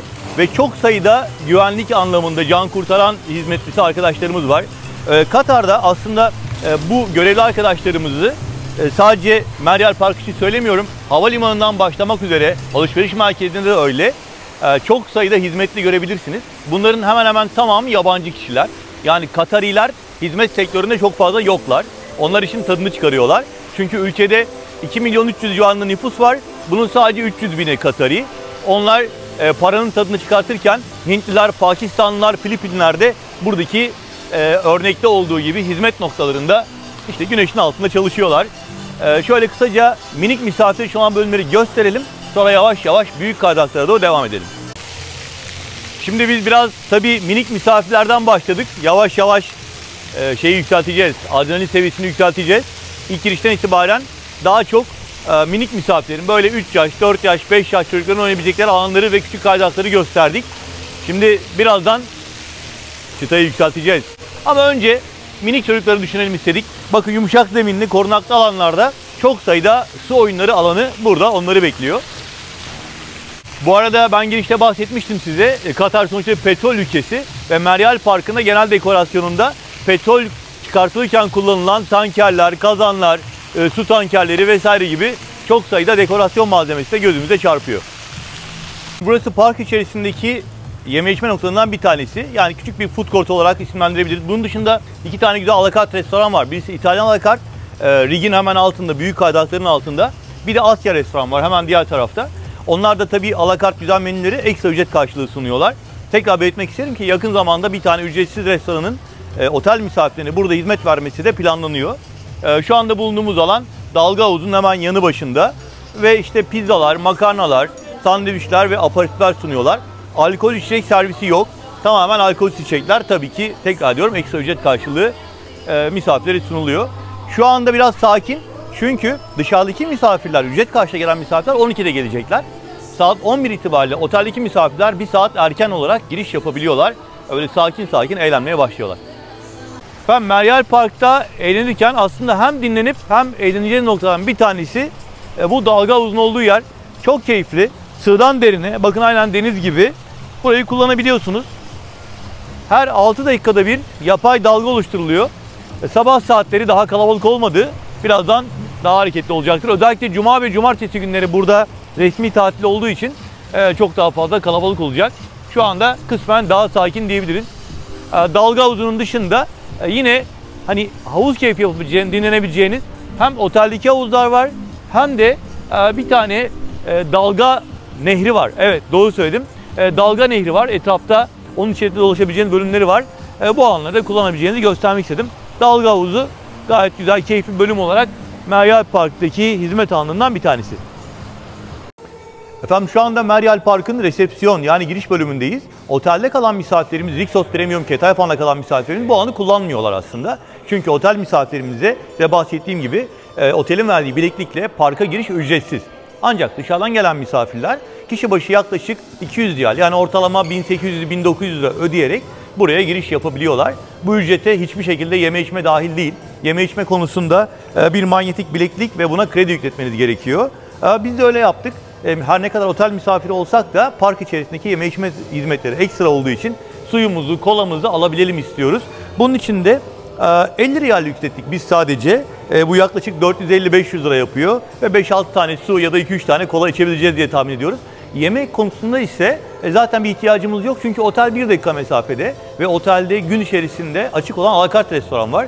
Eğer acıkırsak zaten yemeğimizi otelden yiyebiliyoruz. Dolayısıyla burada sadece içeceklerimiz için belli bir miktar ödememiz yeterli. Diğer tüm aktiviteler zaten ücretsiz.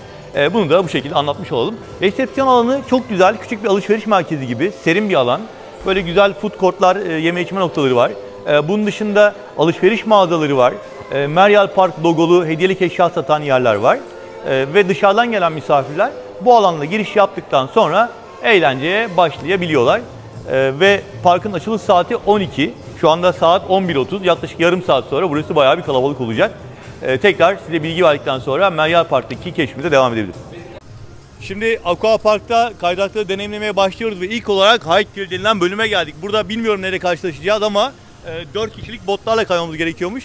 Burada Alman misafirlerle karşılaştık. Biz 2 kişiyiz. Onlarla beraber ilk deneyimimizi yaşayacağız. Size de göstereceğiz. Hadi buyurun.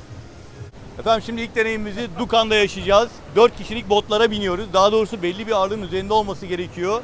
Ve büyük bir kazanın içine gideceğiz. Beraber yapmayı deneyeceğiz. Bakalım.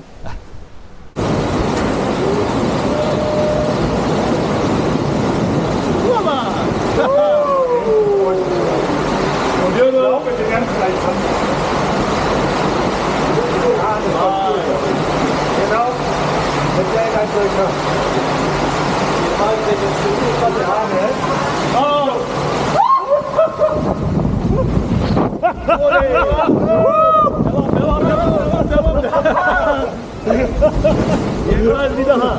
Bir daha yapar mı Ahmet? Devam. Oley. Çok iyi ya. Tamam 20'a gidiyoruz ya. Alıştın ben sen. Biraz serinleyelim. Güzel, sular geldi. Tekrar gidiyoruz. İşte geliyor. Evet.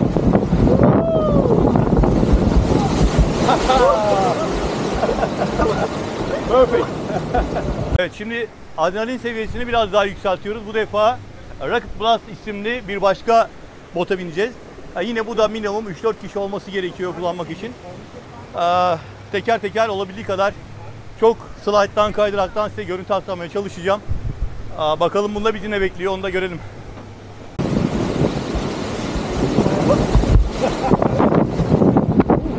Bu defa 6 kişi olduk. Yine uçuşa geçtik. Wow, bu çok iyi. Ne geldin okey? Oh no. İşte bu. Oh my god.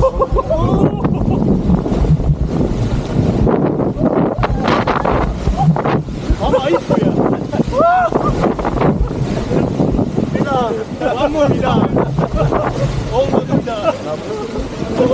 Tamam kurtardık. Sen su geldik değil.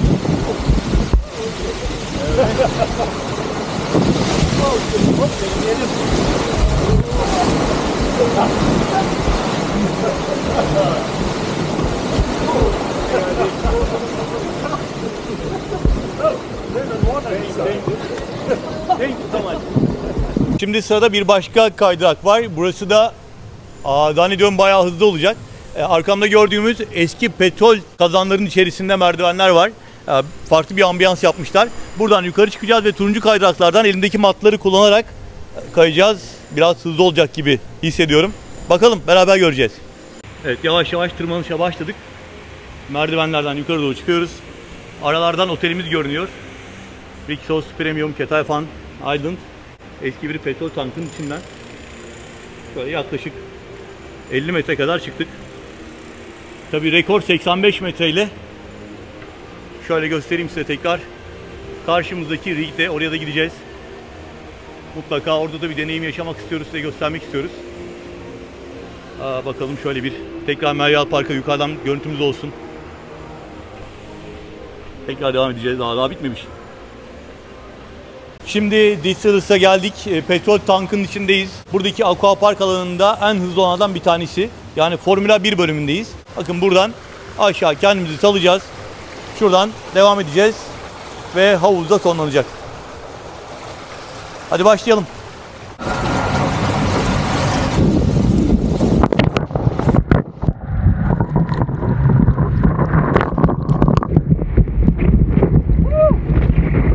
Wow!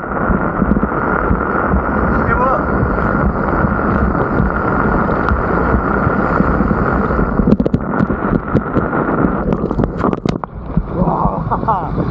Çok kolaymış ya. Şimdi yavaş yavaş adrenalin seviyemizi yükseltiyoruz ve biraz daha yükseğe çıktık. Ve bu defa çok daha heyecanlı, adrenalin seviyesi yüksek bir kaydığa deneyeceğiz. Size göstermeye çalışacağım. Burada 2 tane Oistrip ve Alcantara var. Ben Alcantara'yı denemek istiyorum. Hello. Şimdi burada 2 tane kaydırak var. Bir tanesi burada gördüğümüz kırmızı. Direkt aşağı çok sert bir şekilde iniyorsunuz, açık olan. Diğeri de burada gördüğümüz kapsülün içine yerleşiyorsunuz ve daha önce izleyenler vardır. bir anda sizi boşluğa bırakıyor. Ben galiba sizin için, hala da videoyu çekiyor olduğum için diyelim, Alcazar'ı denemek istiyorum. Bakalım beni aşağıda neler bekliyor, beraber göreceğiz.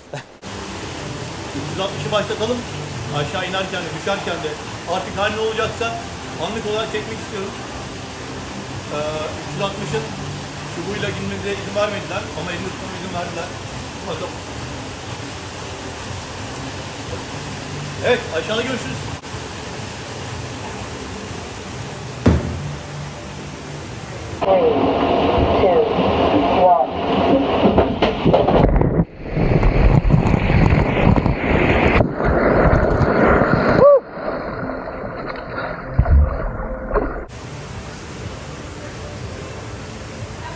Meryal Park'ta eğlenirken dilerseniz denize de girebilirsiniz. Çünkü aquaparkların, kaydırakların hemen yanı başında bir plaj var. Aslında Rixos Premium Keteifan Island'da 3 tane plaj var deniz keyfi yapabileceğiniz. Bunlardan bir tanesi hemen rigin önünde yer alıyor. Kaydırakların hemen yan tarafında yer alıyor. Ben denizi de yakından göstermeye çalışacağım size. En azından denize girmek isteyen misafirlere fikir vermek adına. İsterseniz yavaş yavaş yaklaşalım. Burada şezlonglar, şemsiyeler otel misafirleri için ücretsiz. Böyle beyaz kumlar, çok güzel bir deniz görüntüsü var. Ama tabii bizim Bodrum'umuz gibi ya da Kemer'imiz gibi olur mu, Adrasan'ımız gibi olur mu bilmiyorum. Onu beraber karar verelim. Şöyle yaklaşalım iyice. Manzara müthiş. İster istemez çok etkileyici bir görüntü bize eşlik ediyor şu anda. Ve tekrar edeyim, Katar'da hava sıcaklığı artık yavaş yavaş normale dönmeye başladı. Kış boyunca ortalama 30 derece, 32 derece sıcaklıkta olacak.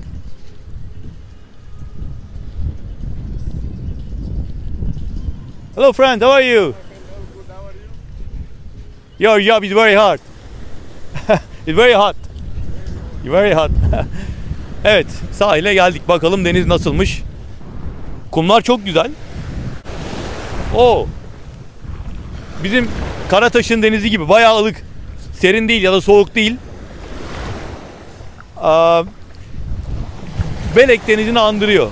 Bizde Türkiye'de kıyas yapmak gerekirse Belek'in denizini andırıyor. Hemen Rixos Premium Keteifan'ın yan tarafındayız. Yani aslında buraya deniz için gelinir mi bilmiyorum. Burada biraz daha tabii eğlence için, Meryal Park için gelmek daha doğru. Deniz konusunu evet kullanabilirsiniz. Şu anda bana çok çekici gelmedi açıkçası. Bilmiyorum siz ne düşünüyorsunuz. Neticede çok güzel bir kumsal.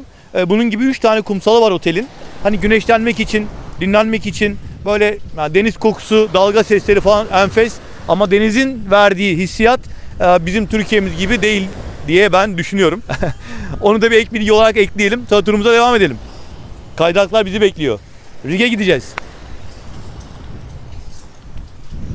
Efendim sıra geldi en heyecanlı yere, artık Rig'e gideceğiz. Bakın burada shuttle servis için bekleyen bagiler var, golf araçları var.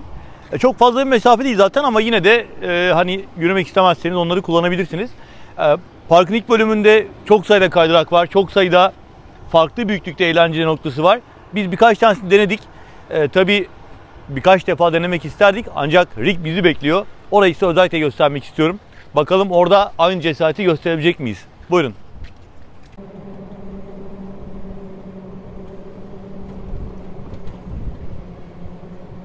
Efendim dünyanın en yüksek kaydırağı olduğu söylenen Rig'in önündeyiz. Eski bir petrol kulesinin üzerinde çok sayıda kaydırak var ve toplam yüksekliği 90 metreye kadar ulaşıyor.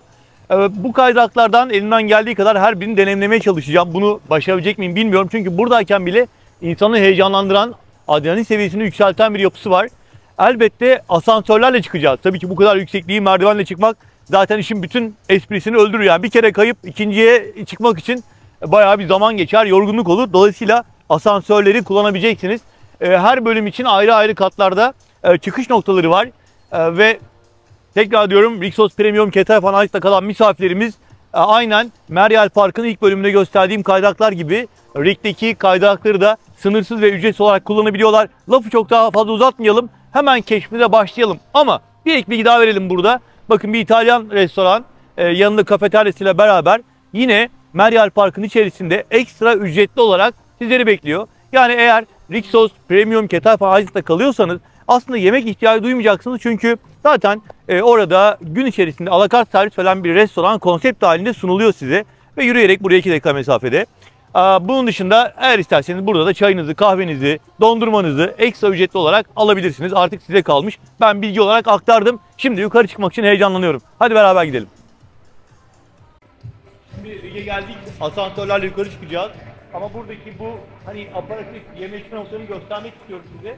Ve bunların ekstra olduğunu bir daha hatırlatalım. Faydalanmak için bir bileklik almanız gerekiyor. Meryal Park'ın girişindeki resepsiyondan ve ona kredi yüklemeniz gerekiyor. Bir su 10 riyal, yani yaklaşık 90 lira. Buna göre artık işleklerinizi en azından hani otel çok yakın, ihtiyaçlarınızı oradan zaten görebiliyorsunuz ama içeriye yiyecek bir şey sokmak yasak. Hani böyle bir 100 riyal kadar yüklerseniz akşama kadar size kolanızı, meşrubatınızı, suyunuzu rahat rahat yetecek şekilde buralardan alabilirsiniz. Tekrar devam ediyorum. Asansöre doğru yönleniyorum. Şimdi yavaş yavaş Rig'e tırmanmaya başladık. Birinci bölümü şu terasa kadar merdivenle çıkacağız. Sonra asansörleri göstereceğim size. Bu bölümde yukarıdan kayarak gelenlerin indiği havuzlar var. 1, 2, 3, 4, 5, 6, 2 tane de öbür taraf, toplam 8 tane kaydırağın buraya ulaştığını görebiliyorum. Şimdi onları bir de yukarıdan göreceğiz. Hatta mümkünse bir de kayarak göreceğiz bakalım. Evet, asansörlerin olduğu terasa geldik. Burası sadece birinci ve ikinci kata çıkıyormuş. Ne yapalım? En baştan başlayalım. Yavaş yavaş deneyelim. Evet. Şimdi ikinci kattayız. Toplamda burası how many floor on the top? 6 floor. Evet, toplamda 6 kat. Biz ikinci kattayız. Yavaş yavaş yardırmayı düşünüyoruz. Çünkü buradayken bile manzara inanılmaz etkileyici, büyüleyici. Üste doğru çok sayıda kaydırak var. Birinciden başlayalım. Büyük bir kazanın içine düşeceğiz. Ve yavaş yavaş ısınalım. Hadi başlayalım bakalım.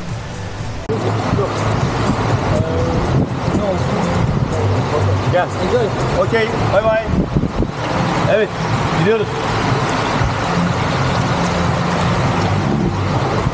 Hopa.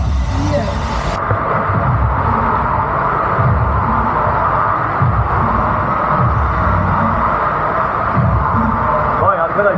Yarış motoru. Wow. Çok hızlı be. Çıldırdı. Lan yavaş. Evet, geliyor. Dördüncü kata çıktık. Yavaş yavaş adrenalin seviyesini artırıyoruz. Reformer ve The Bowler isimli 2 tane kaydırak var. Şöyle geriden gösterelim. Bunlardan kaymak için botları kullanacağız. Ama şöyle bir kural var. Minimum 150 kilo olması lazım bottaki ağırlığın. Yani ben tek başıma binemiyorum. İbrahim gel kardeşim. İbrahim bindirelim. İbrahim gelince demek ki İbrahim sen benden ağırsın. Peki. Şimdi yavaş yavaş başlıyoruz. Buyurun.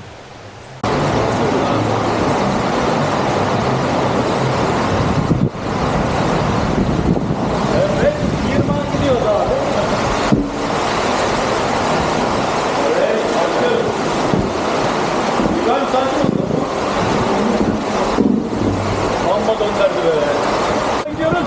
Işık geldi. Işık geldiyse bir şey vardır. Bak kesin. Işık geldiyse bir şey vardır. Kesin abi.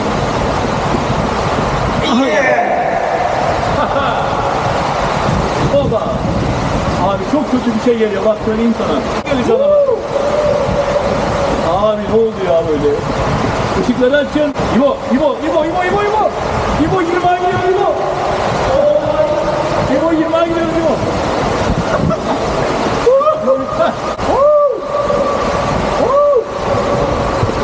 Allah be. Abi var ya. Şimdi 20'a gidiyorum. Aa bitti mi? Bak koca kapsül var orada. Hemşerim, memleket nere? He? Where are you from? What? Nepal. Haydi bakalım. Nepalli hemşerim. Otun içi su aldı, bir şey olmaz. Allah'ına kurban senin. Adamlar mekanizma yapmışlar ha, bakar mısın? Vallahi 20'a gidiyor bu sefer. Allah! Evet. Hazırsak başlıyoruz İbo kardeşim. Değilim.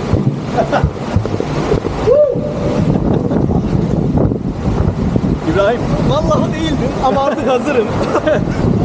Korkunun Ege'ne faydası yok İbo. Oley! Ersin abi çok güzel bir suyun ikincisine gireceğiz. Ya yapma gör. Bunlar çok kolay ya. Abi Vertigo'ya. Evet. Devam.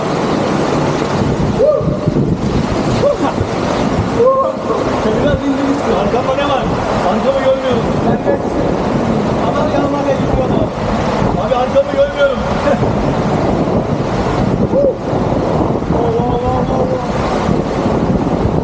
Abi bitti. Finish.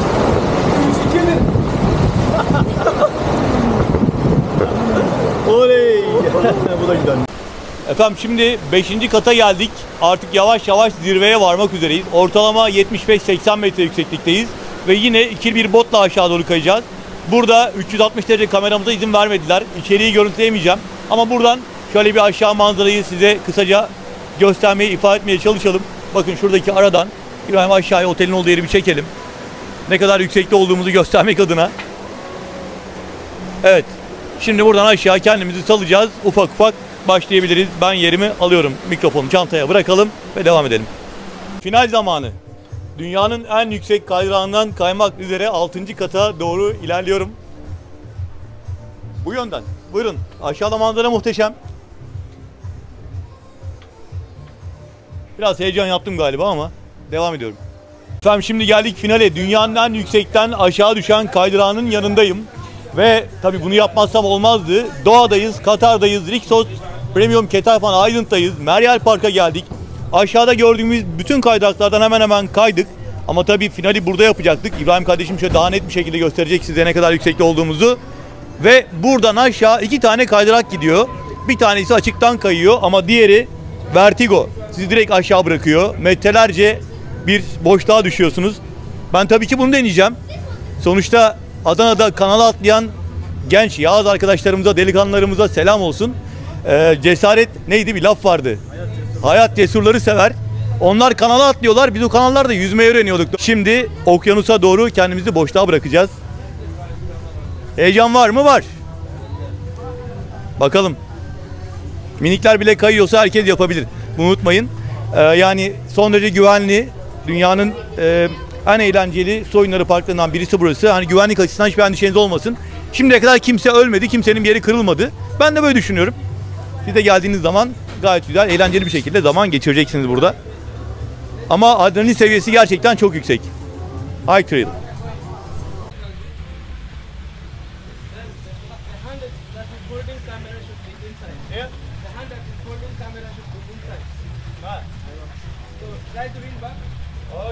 Okay. Evet. Aşağıda görüşmek üzere.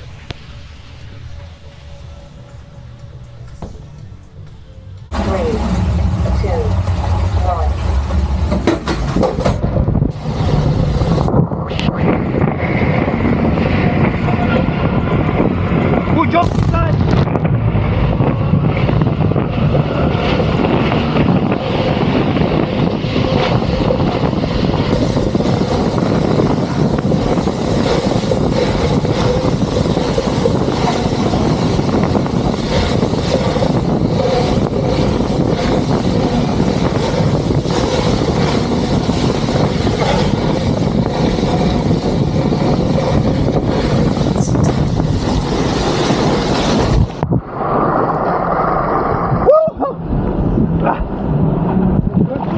Crazy. Efendim güzel bir günün sonuna geldik. Dünyanın en yüksekten düşen kaydırağından kayma şansı da bulduk. Gerçekten muhteşemdi. Zannediyorum hemen hemen hepsinden birer defa kaymış olduk. Şimdi artık yavaş yavaş tekrar otele doğru ilerleyeceğim. Şu anda saat 4.30, saat 6'ya kadar açık bu arada burası.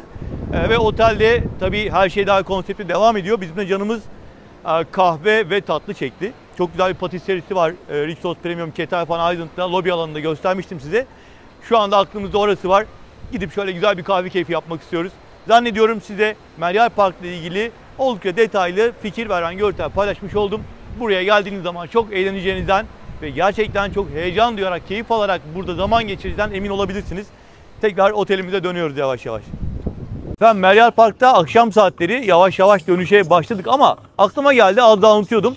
Aynen Rick Park'ın altındaki İtalyan alakart gibi burada bir de Asya mutfağı alakartı var. Tabii ki yine ekstra ücretli olmak üzere misafire hizmet veriyor. Tercih etmek isterseniz burayı da deneyimleyebilirsiniz. Buradaki eğlencenin sırasında hani böyle bir restoran olduğunda ben dipnot olarak videoya eklemek istedim. Tekrar hatırlatmak isterim ki Rixos Premium Ketepan Aydın'da kalan misafirlerimiz zaten her şey daha konseptinde orada Turkuaz restoranda kahvaltı, öğle, akşam yemeklerine açık olarak alıyorlar.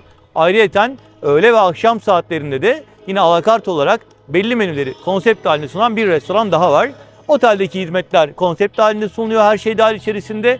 Buradaki hizmetler de yine ekstra ücret olarak sunulmakta. Tekrar söylüyorum ki en çok soru gelen konular bunlar oluyor. Ve bu arada artık akşam saatleri yavaş yavaş insanlar da Meryal Park'tan ayrılmaya başladılar. Katar Hava Yolları neredeyse her 5-6 dakikada bir iniyor. Otelimiz havalimanına yaklaşık 20 dakika yarım saat mesafede. Çok uzak bir noktada değiliz. Şu anda burası Ketayfan Adası olarak geçiyor.